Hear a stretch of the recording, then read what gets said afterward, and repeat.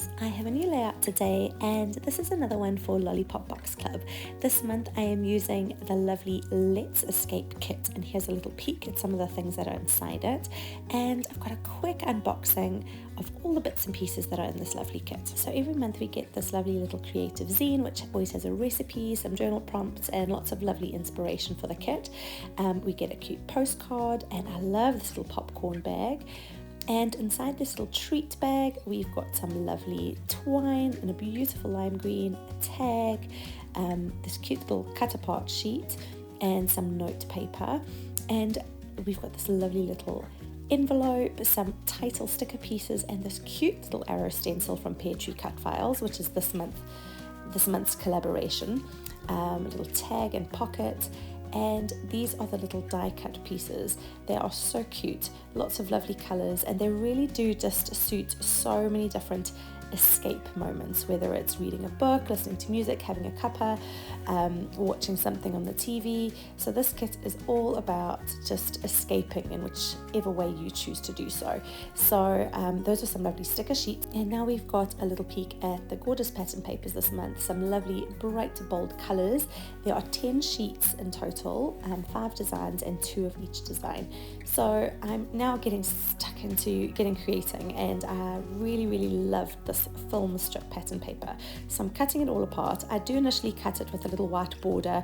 I do go back and cut that off camera though, because I decided I want it to be right against the black edge. So I've distressed all the edges with my scissors, and I'm just kind of laying them a little bit haphazardly down the left hand side of my page. And I just love these film strips. So I want to document an outing I had with my kiddies in the February half term when we went to the cinema, and I thought these film strip pieces were absolutely perfect for that outing. So I've got my photo, which I have edited in the Pixlr photo app, and I've just added like a film strip border around it from within the app, just so it ties in with those film strip pieces. Now, I love that my photo has some really bold colours in it, and those colours are in this kit as well, so I really want to bring those out in my layout. So I'm taking this lovely royal blue pattern paper and just tearing strips of it off, just to kind of add underneath each of those film strips, just to add a bit of extra colour. And I've come in with some acrylic paint to add even more colour. Now my brush is totally dry, I've not used any extra water. I am using a textured sheet of basil cardstock for my background page, and brushing over it with my dry paint brush and that acrylic blue paint just shows that lovely like linen texture. So you can see here I'm just going backwards and forwards. There's some dark bits, some light bits. I just really want that variation of kind of tone to come through, and most of it's going to be covered, but you're going to see hints of it peeking through from behind those film strips, and that's all I want really. A little bit of extra colour in the background, a little bit of extra depth and interest to add to my layout. Now I've stuck on those strips of torn pattern paper, and now I'm just trying to recreate what I had done previously, which is never quite as easy as it is the first time. So I have a little fiddle for a while, and then I just come and see what it looks like with my photos. Now I had stuck in a piece of pattern paper along the bottom, but on that blue pattern paper there's some lovely little arrow hearts, or should I say hearts, arrows with hearts. So I've opted to have that so that the arrows are kind of like pointing towards my photo. And I'm just having a quick look through the little die cut pieces and seeing which ones will work with my layout, and the one that I love the most is that little popcorn piece. Now I'm cutting out the center of one of these film strip bits because I want to use it as a template. I have some extra photos that I want to include. 2 of them include me and my children, and then I've got a few others that I've just printed off. They're from the movie Sing 2, which is what we went to go and see, and I thought it would be quite cute to have some images from the film in those film strips. So while they're not photos that I took, they memories of the movie, and I thought they would be quite nice, almost like a film strip, a film reel behind my actual photos, with a few of me and my kids thrown in there as well. So as you can see, the film strip template is actually smaller than my photos. I didn't print them the exact size. I thought I'm not going to waste time trying to fiddle to get them the exact size. I'll get them near enough and then just cut out elements from each of those photos, and that works absolutely perfectly. So I'm sticking those down, and as I'm going along, I'm just sticking the film strips down. I like the position of them, so I'm just getting them stuck down. I'm actually trying out a new tape runner.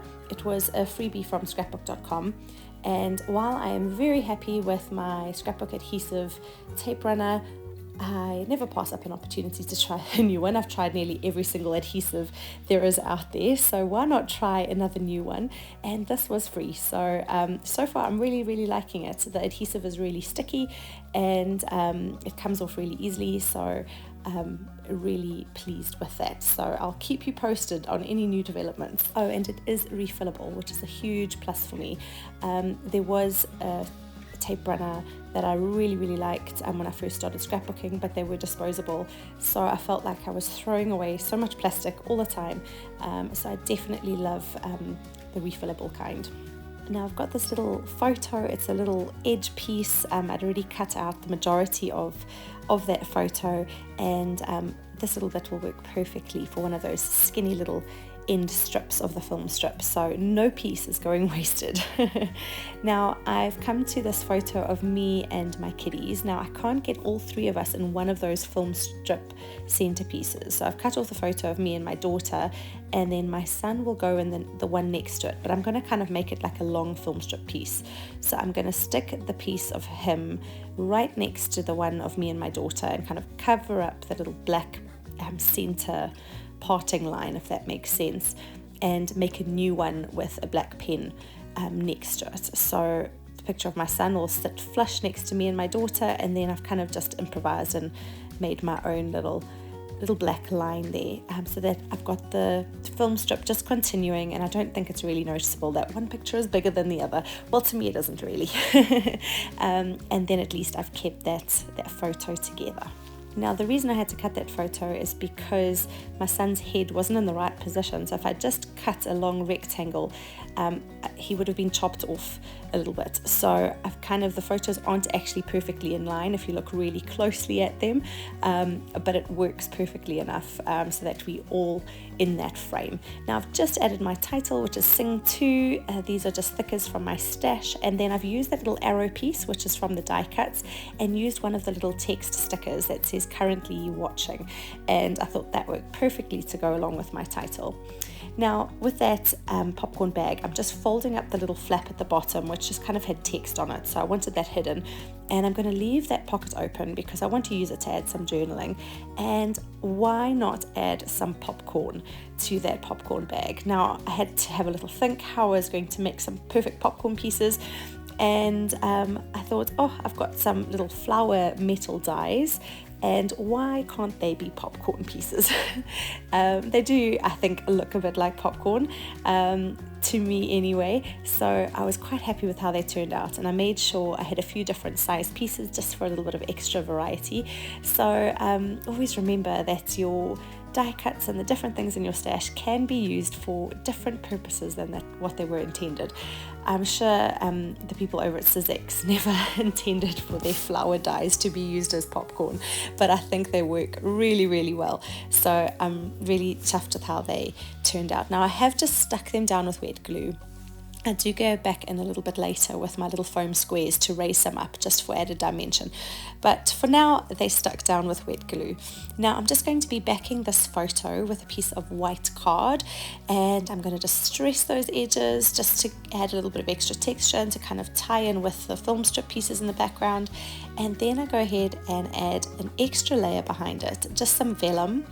I love using vellum as an extra layer just for interest, but then what I also like about it is you can still see some of the colour from the background shining through, so it's a great way to add extra layer, extra interest, without taking away too much from the background. And if you do have a really bold background, it just helps add a little bit of a more muted edge around your photo too, so yes, it's got lots of lovely benefits and one of my favourite things to use.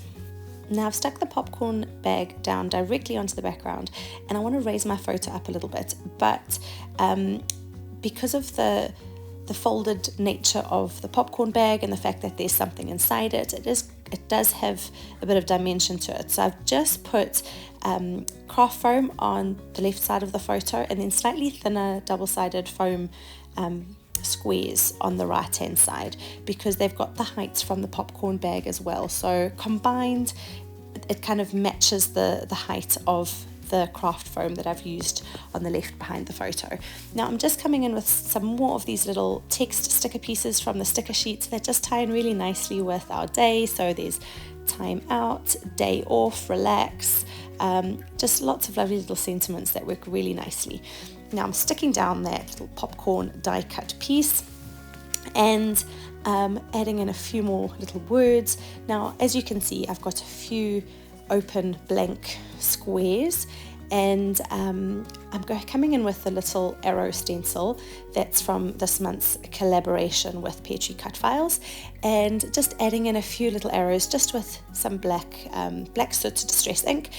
And I think that's really subtle, and it works in really nicely with those film strip pieces. Now I love the pop of yellow that popcorn adds to the page. It ties in really nicely with my daughter's dress in the photo, but I wanted a little bit more, so I've gone for some yellow stitching at the bottom of each of the film strips, and that's just given some lovely texture and another hint of yellow to the page. So I've really gone for my primary colours on this page today. So here I am pulling up some of those popcorn pieces and just raising them up, and I'm much happier with that. It's definitely given a bit more of a three-dimensional feel and a lot more interest to that background. Now I've got that tag inside the popcorn bag, and I want to create like a little tab so that I can pull it out. So I'm using some spare photo strip pieces here, and I'm just going to fold it over and staple it in place. Now off camera, I printed off a little kind of information page of the details about the movie, and I've just stuck that on the tag there. So I've got all the film details, and I thought that would be quite interesting just to include. I do have the tickets somewhere. I've put them in a safe place and I can't remember where, so when I find those I'll pop them in as well.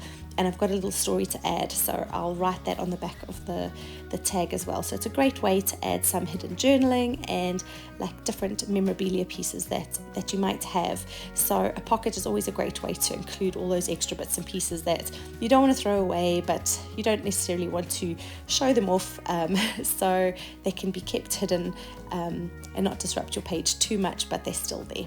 So I first go around with my ink, just dabbing it directly, but I don't really like the look that's giving this time, so I come back in with my dabber, and I'm preferring that softer finish that the dabber gives. Now last but not least, I want to add a little bit of gold splatter to the page, so I'm just covering up those main pieces there and just coming in with some gold and just dotting it about. I love the varied splatter sizes, and initially just focusing around where the popcorn is, but then I decided to add a little bit at the top left of the page, as well as to the right and the bottom there where that little popcorn piece is. And as you saw, I had a smudge which I've just partially covered up with a white gel pen, and that does the job quite nicely. So here are some close-up looks at my page using the lovely Let's Escape kit from Lollipop Box Club. There's a blog post if you fancy having a read, or you can also see some more photos over on Instagram at Handmade Happy by Monique. Thank you so much for watching today. I really appreciate you stopping by. Please do drop me a comment and feel free to ask any questions. I'd be happy to help in any way that I can. I really hope that something you've seen today has inspired you and that you get a chance to be creative too. Have a lovely day and see you next time. Bye.